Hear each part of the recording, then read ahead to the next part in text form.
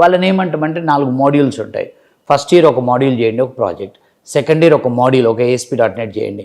Third year ఒక MVC framework, అలా divide చేస్తాం అంటున్నా. అందుకనే ఈ స్కూల్ కిడ్స్ కానీ ఇంటర్మీడియట్ వాళ్ళ పేరెంట్స్ ఫోన్ చేసినప్పుడు ఏమంటానంటే, ఫోన్లో కాదు పర్సనల్గా రండి, ఎంత దూరం ఉన్నా కానీ ఓ టైం పెట్టుకుని ఓ రోజు వస్తే నేను ఒక 1/2 అవర్ టైం ఇస్తాను. 1/2 అవర్లో మీకు మొత్తం ప్రిపరేషన్ ప్లాన్ ఇస్తాను, ట్రైనింగ్ ప్లాన్ ఇస్తాను, దాన్ని ఫాలో అవ్వండి. అది ఒక రోజులో అయ్యేది కాదు, చేసుకుంటూ వెళ్ళిపోవాలి. వెళ్తారు. వెళ్ళటం వల్ల మల్టీ స్కిల్డ్, నేను ఇందాక మీకు ఇచ్చిన ఎగ్జాంపుల్, మల్టీ లాంగ్వేజెస్ మీకు ఉంటే ఎంత లాభం, వాళ్ళకు కూడా అది లాభం అవుతుంది. అంటే అది కౌన్సిలింగ్ టైప్ అనుకోవచ్చా?